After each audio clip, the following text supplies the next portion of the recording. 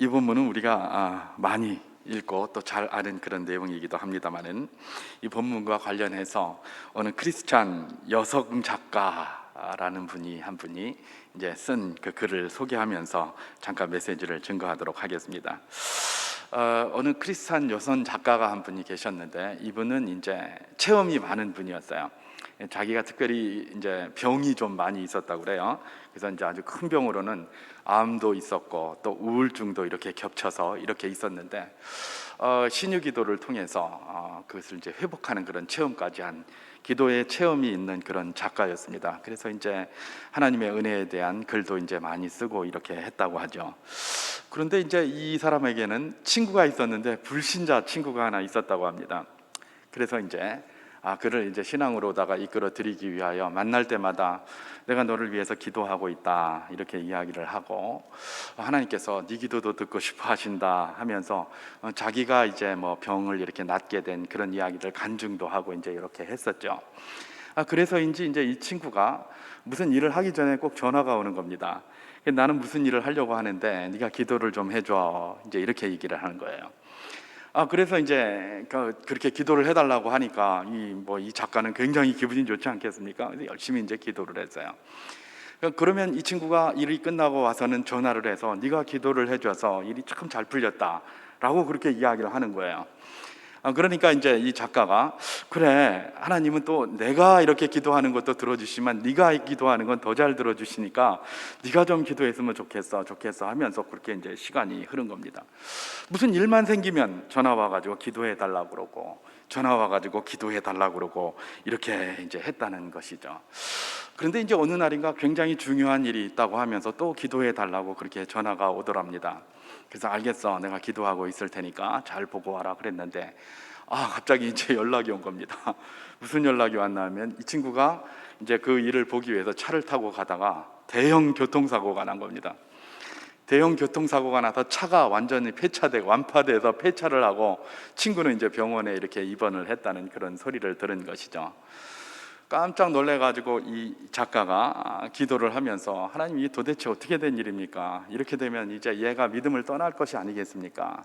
그러면서 막 한탄의 어린, 참 기도도 많이 하고 그랬는데 어떻게 이럴 수가 있습니까? 라고 하면서 이제 그렇게 기도를 했던 것이죠. 그런데 그 다음날 전화가 온 거예요. 누구한테 왔냐면 그 친구한테 전화가 온 거예요. 전화가 와가지고 그러는 겁니다. 자기는 이제 나는 네 기도해도 안 되더라 이렇게 말할 줄 알았는데, 그러는 거예요. 야, 네가 나를 위해서 기도를 해줘가지고 그렇게 대형 사고가 났는데 내가 어제 검사를 해보니까 다친 데가 하나도 없다더라. 이거 기적이다, 기적. 네 기도 덕분이다, 이런다는 거예요. 예, 자기 깜짝 놀란 거죠. 자기는 어제 그런 소식을 듣고 하나님 앞에 오히려 원망 섞인 그런 기도를 했는데,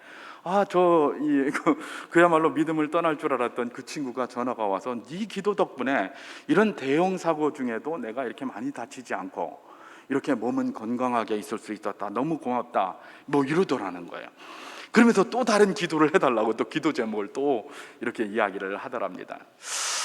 예, 이 작가가 그걸 이야기를 하면서 그렇게 표현을 하고 있죠. 참, 나는 하나님의 기도 응답의 체험도 참 많은데 어떻게 보면 저 믿음도 없는 제가 나보다 더 믿음이 좋은 것 같다.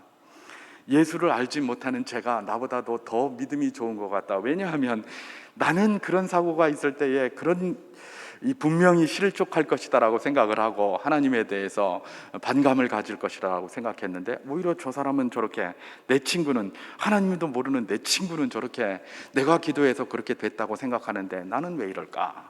이제 그러면서 자기의 믿음 없음을 한탄하고, 오히려 하나님을 알지도 못하는 저 친구가 더 믿음이 있는 것 같다라고 표현하는 그런 글을 읽었습니다.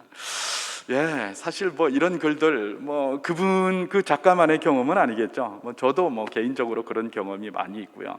아마 그리스도인들 가운데 상당수의 사람들이 이런 경험이 다 있을 겁니다. 우리가 하나님의 기도의 능력을 압니다. 기도하면 하나님께서 역사하신다는 것도 알고요. 그러나 이제 그런 체험도 많이 있지만은 순간순간 그렇지 못할 때, 그것이 의심이 갈 때가 많이 있는 것도 현실 아니겠습니까? 때로는 뭐 기도를 내가 많이 하지만 이게 될까라는 그런 생각도 들고, 뭐 다양한 이런 그런 생각이 들 때가 있어요. 뭐 저도 그런 게 많으니까요. 그럴 때마다 우리 가운데 드는 마음이 어떤 마음입니까? 도대체 내가 믿음이 있기라도 한 것인가? 믿음이 있다면 정말 딱 이게 기도했으면 막 반드시 응답될 거라고 믿을 텐데, 내가 이렇게 이 응답에 대한 의심도 있고 이런 거 보니까 난 믿음이 하나도 없는 것 같다. 오히려 하나님을 알지 못하는 저 친구보다도 내가 믿음이 없는 것 같다. 이런 생각이 들 때가 많이 있는 것 아니겠습니까? 예, 우리가 믿음이 없어서 그런 생각이 드는 것일까? 예, 뭐 그럴 수도 있습니다. 그러나 오늘 성경을 가만히 읽다 보면 꼭 그것만은 아닌 것 같다라는 생각도 듭니다. 왜냐하면 정말 믿음이 좋은 사람들도 기도 응답에 대해서 때로는 어떻게 한다? 반신반의할 때가 많이 있고, 또 오히려 그것을 의심하기조차 한다는 것들을 우리가 성경에서 배울 수 있기 때문에 그렇습니다. 그래서 참 이런 말씀이 우리에게 큰 위로가, 이 기도의 위로를 주기도 하는데요, 위로가 되기도 하는 것이죠. 오늘 본문이 이제 바로 그걸 잘 기록하고 있는데, 오늘 본문은 이제 그 내용이 그런 내용입니다. 야고보가 이제 뭡니까? 헤롯 아그리파 1세에 의해서 죽임을 당합니다. 이 야고보는 보아너게라고 하는 세베대의 아들 그 야고보입니다. 이 야고보를 죽였더니 이건 뭐 유대인들이 너무 좋아하는 겁니다. 저 예수쟁이, 저 예수 제자라고 쫓아다니던 저거 눈에 가시 같았는데, 아그리파 1세가 우리를 대신해서 저걸 죽여주니까 얼마나 좋은지 말입니다. 그러니까 막 인기가 확 올라가는 겁니다. 그랬더니 이 아그리빠가 가만히 보니까 이게 좀 잘난 체하고 백성들 앞에 좀 한번 뭔가 있어 보이고 큰 소리치기 좋아하고 거들먹거리기를 좋아하는 아그리빠인데, 백성들이 그렇게 좋아하니까 안 그래도 유대인들한테 좀 뭔가 환심을 사려고 노력을 했는데 굉장히 이제 기분이 좋은 겁니다.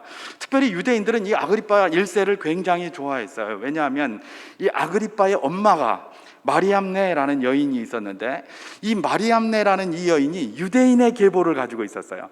물론 뭐 아버지 쪽으로는 에돔 계통이지만 어머니가 유대인의 혈통을 가지고 있었기 때문에 다른 왕보다 아그리빠를 굉장히 좋아했어요. 특별히 아그리빠 1세를.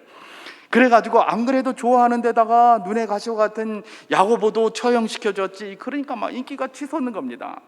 그러니까 이 아그리빠가 어떻게 하는 겁니까? 요거 봐라, 요거 야고보 정도를 처형했는데 이렇다면 만일에 수제자인 베드로를 처리한다면 어떡할까? 이런 생각이 들지 않겠습니까? 그래서 베드로를 이제 막 가둔 것이죠. 잡은 것이죠. 그래서 처형을 바로 하려고 그랬는데 이제 무교절이라는 절기가 이렇게 있게 되니까 처형을 하지 못하고 요걸 끝내고 처리해버리라라고 하면서 그렇게 잡아갔던 것입니다. 이 잡아갔다는 소리를 들은 이 그야말로 120문도, 마가의 다락방에서 기도하던 그 120문도, 물론 거기에는 또 그 후에 이제 성령의 역사로 말미암아 많은 사람들이 또 같이 교회에 들어왔죠. 그러니까 특별히 이런 기도하는 사람들뿐만 아니라 그 안에서 많은 사람들이 같이 그렇게 기도를 했을 겁니다. 특별히 이제 이 다락방에서 기도하는 사람들은 더 열심히 그런 기도하는 사람이라고 보겠죠. 자, 오늘 읽지는 않았지만 사도행전 12장 5절은 이렇게 기록하고 있습니다. 이에 베드로는 옥에 갇혔고 교회는 그를 위하여 간절히 하나님께 기도하더라. 그렇게 얘기합니다. 간절히 기도하는, 간절히 기도. 여러분, 이 기도가 굉장히 위험한 거라는 것 아시죠? 왜냐하면 나중에 베드로가 와서도 사람들이 베드로라고 놀라워할 때 조용히 하면서 손짓하면서 아무 말도 하지 마라 이런 얘기를 해요. 왜냐하면 잡혔다 하면 이제는 뭐 다 그냥 깜빵 가는 거고 다 죽임을 당할 가능성이 있습니다. 자기들이 숨어서 거기서 지금 기도를 하고 있는 거거든요. 그런데 어떻게 했다? 간절히 기도했다. 여러분, 이분들의 믿음은 남다른 믿음인 것 아시죠? 뭐 목숨 걸고 이 사람들 신앙생활을 하는 사람들이에요. 그러니까 이분들의 믿음에 대해서 의심할 필요가 별로 없는 것이죠. 그렇지 않겠습니까? 목숨 걸고 하는데요, 잡혔다 하면 바로 베드로처럼 깜빵 가서 죽게 돼 있는데 그 믿음을 뭘로 말하겠습니까? 목숨 내놓고 믿는 건데요, 그죠? 그런데 이 사람들 말입니다, 이렇게 기도하고 있는데도 뭐다? 우리가 아는 것처럼 뒷부분에 가서 이렇게 읽는 것처럼 이 사람들의 기도 응답에 대한 이런 확신도 별로 없었고요. 이렇다는 것들을 이렇게 쭉 보게 되는 것이죠. 이게 바로 우리에게 큰 위로를 준다라고 그렇게 보면 될 것입니다. 이들이 정말 열심히 기도하고 있는데 하나님께서 그 기도를 들어주셨습니다.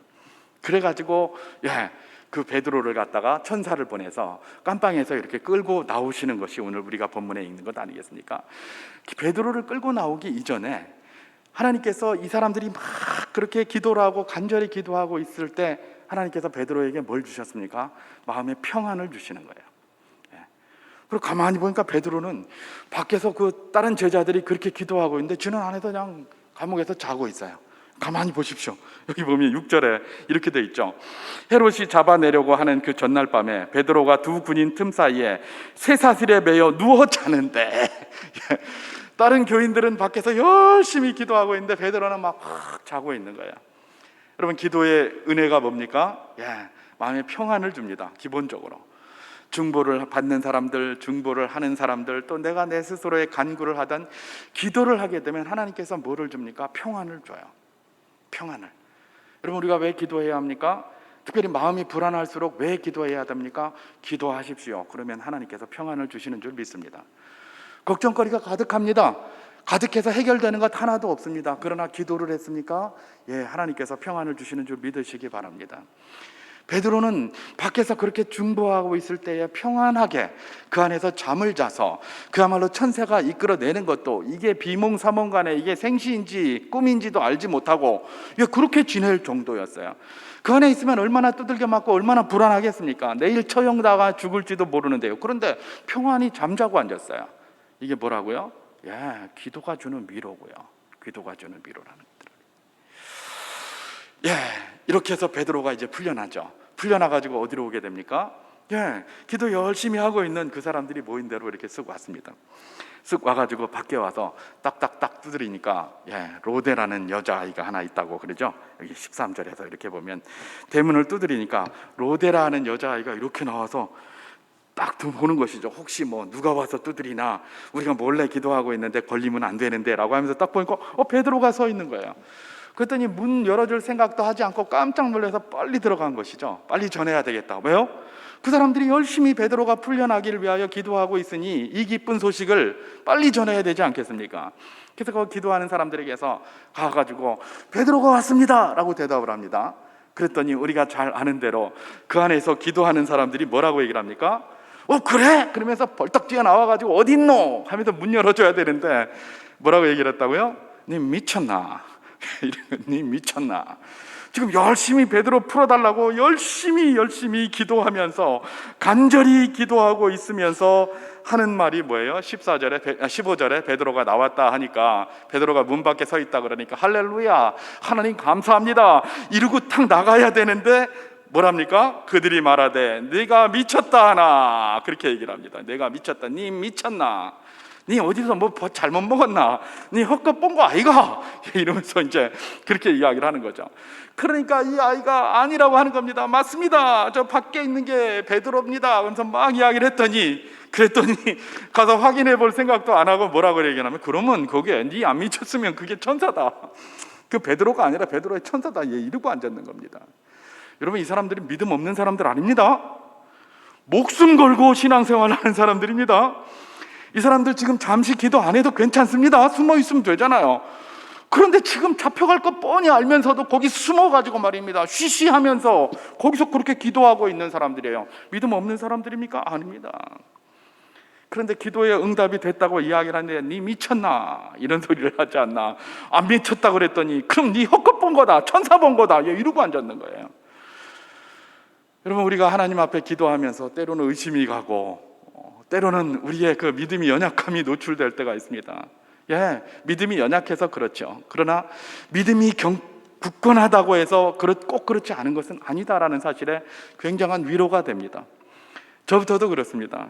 목사가 돼서 맨날 기도하라고 하면서 기도하면서 의심하고 그것이 그런가 하여 긴가민가 하고 있는 그런 모습들 말입니다. 그런데 이런 거를 이렇게 딱 보면서 묵상하면서 어떤 위로가 저에게 있습니까? 그래, 네가 믿음이 없는 것도 맞는 말이지만 믿음이 있는 사람들도 그러더라. 지금 이 사람도 이러고 봐라. 이렇게 믿음이 있는 사람들도 심지어 그 응답이 있다고 하는 사람을 미쳤다고 하고 심지어 네 헛것 봤네, 천사 봤네, 이렇게 이야기를 하니 저에게도 굉장히 큰 위로가 되는 것이죠. 그러나 이렇게 위로에 여기서만 멈춰서는 안 되겠죠. 기도가 반드시 응답된다는 확신이 우리 가운데 흔들리지 않고 늘 자리를 잡아야 할 것입니다. 늘 자리를 잡아야 할 것이에요. 여러분, 기도가 우리에게 이런 위로도 줄 뿐만 아니라 더 큰 위로를 우리에게 주죠. 오늘 말씀을 통해서 깨닫게 되는 게 바로 그것인데요. 결국은 이 사람들이 나와서 나중에 베드로가 나온 것들을 확인하게 되죠. 그래서 베드로를 드리고 또 베드로에게 여러 가지 하나님께서 역사했던 그런 상황들을 듣습니다.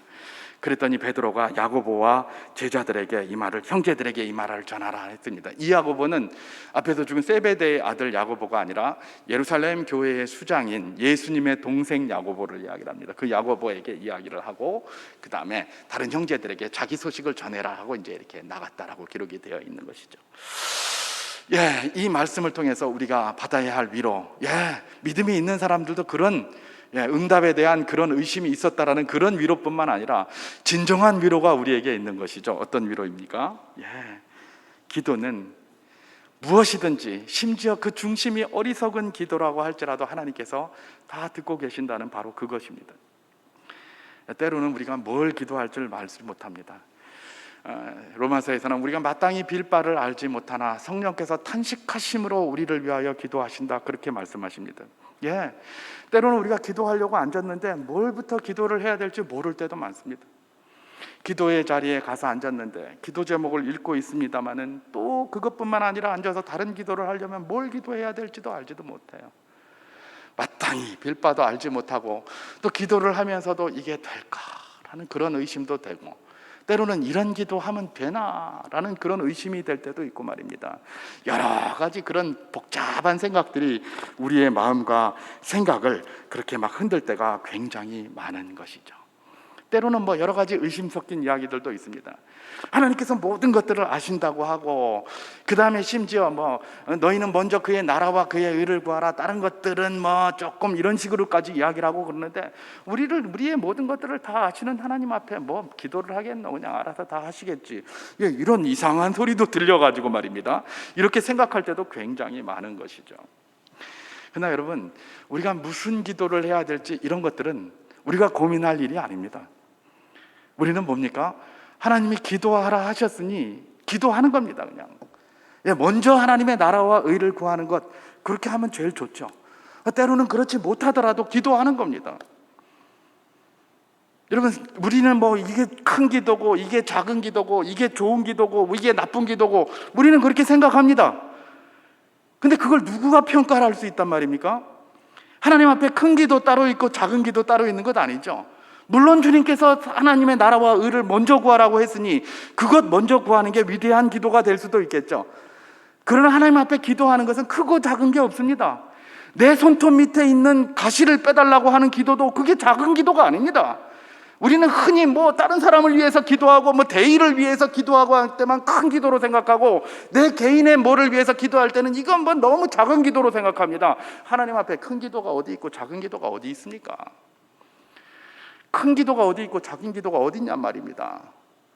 하나님 앞에는 감기나 암이나 죽을 병이나 뭐나 다 똑같아요.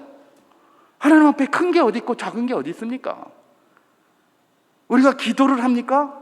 아무리 작은 손에 박힌 가시를 가지고 기도를 한다고 할지라도 하나님 그거 기뻐하시는 거예요. 왜요?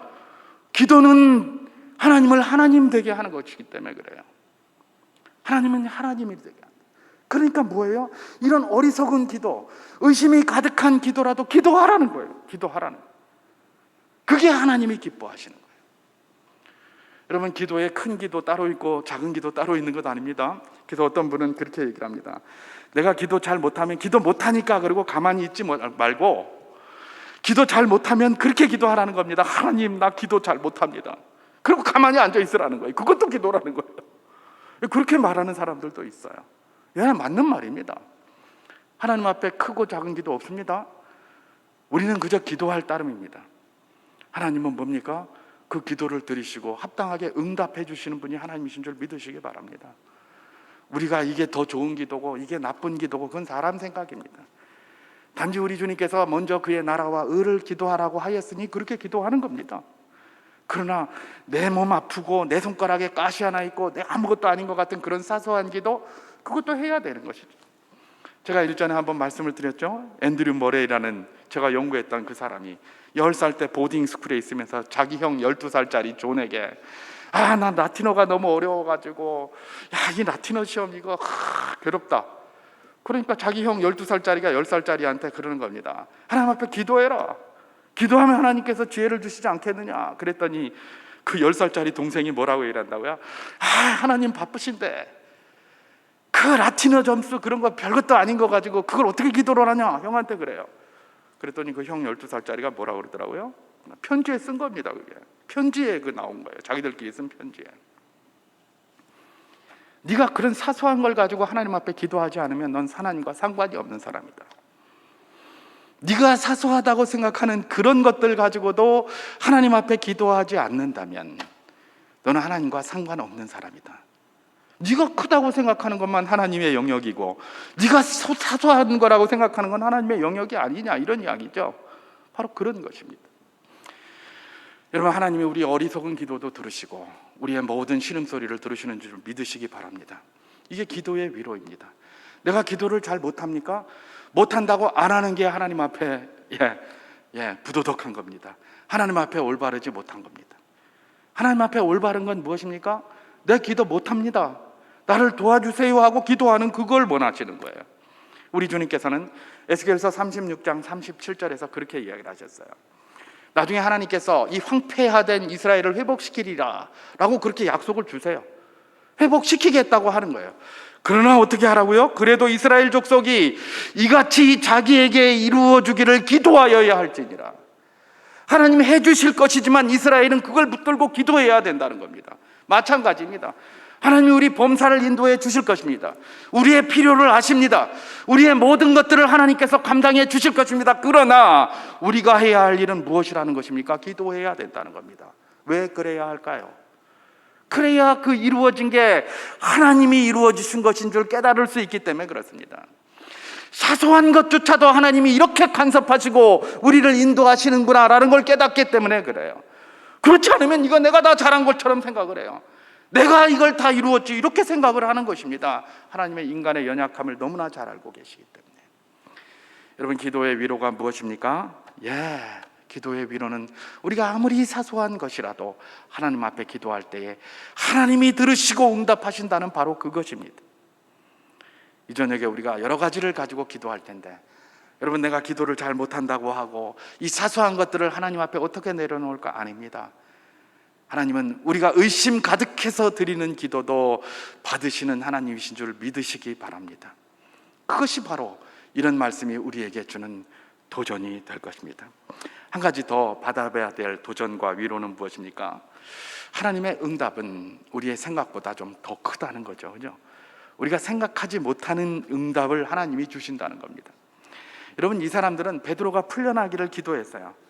도대체 어떻게 풀려나기를 기도했을까? 어쨌든 베드로를 풀어주십시오. 얼마나 기도를 했겠습니까? 그죠? 그를 위하여 간절히 기도하고 힘쓰면서 풀려나기를 기도했을 겁니다. 근데 어떻게 되는지 방법은 몰라요. 자, 그러다 보니까 이런 식으로 나오리라고는 생각하지 않는 것이죠. 자기들은 뭐 기도했는데, 근데 자기들이 상상했던 방식이 아니니까 깜짝 놀란 게 바로 이 내용 아니겠습니까? 그러니까 니 뭐 말도 안 되는, 니 미쳤나, 그런 소리를 왜 하노, 이러고. 맞다고 그랬더니 내가 분명히 봤다고, 니 헛것 봤다, 천사 본 거 아이가, 이러는 것 아니겠습니까? 여러분, 이런 사실이 우리가 잘 아는 그런 내용을 우리에게 도전하지 않습니까? 무엇입니까? 우리는 기도하면서 많이 하나님의 능력을 제한을 많이 하죠. 제한을. 우리가 이만큼 해줄 것이다, 이 정도 하면 하나님이 들어주실 것이다 라고 하면서 그런 기도를 해요. 그리고 우리가 생각해봐서 아예 안 될 것 같으면 아예 기도도 잘 안 해요. 아까 우리 여기 찬양단이 이렇게 찬양을 할 때에 해가 져서 저물고 내가 빈손으로 걸을 때, 이럴 때 그때가 뭐다? 하나님의 때라 그러잖아요. 내가 할 수 없을 그때가 하나님의 때가 시작이 되는 거예요. 사람은 자기가 할 수 있다고 생각하면 이상하게 하나님 의지 안 해요. 그냥 발버둥 치면서 자기가 하려고 그래요. 근데 자기가 할 수 없을 그때부터 하나님의 역사가 일어나는데, 놀랍게도 기도를 어떻게 한다고요? 내가 생각해봐서 될 것 같은 것만 기도한다는 게 문제입니다. 그죠? 될 것 같은. 그러니까 될 것 같은 것만 기도하면 항상 나오는 부작용이 뭡니까? 그런 식으로 안 되면 시험에 드는 거예요. 자기가 기도한 대로 안 되면 시험에 드는 거예요.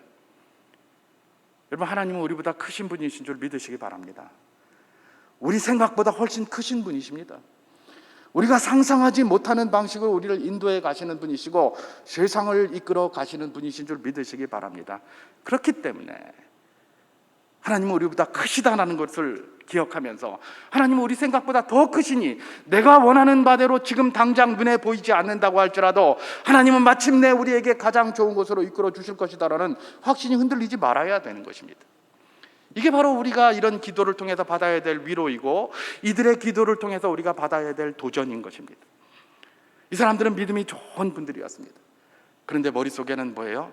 자기들이 가지고 있는 틀이 있었습니다. 이렇게 응답되어야 이것이 하나님의 응답이다라는 그런 틀 말입니다. 우리에게도 그것이 다 있습니다. 저에게도 있습니다. 그래서 때로는 기도 실컷 하고 나서도 내가 이 생각했던 틀대로 안 되면 응답 못 받았다라고 생각할 때가 굉장히 많습니다. 우리 누구에게나 있는 그 틀 말입니다. 그러나 이 말씀은 우리에게 도전합니다. 하나님은 우리 생각보다 크다는 겁니다. 하나님은 우리 틀 안에 가둘 수 없다는 겁니다. 하나님의 역사는 우리가 생각하는 그 이상의 것들로 얼마든지 나타날 수 있다는 것입니다. 이 말씀이 우리에게 도전하는 것이 무엇입니까? 하나님, 제한하지 말라. 네가 만든 틀대로 이끌어지지 않는다고 할지라도 하나님이 가만히 계시는 것이 아니라 여전히 일하고 계신다라는 바로 그 사실입니다.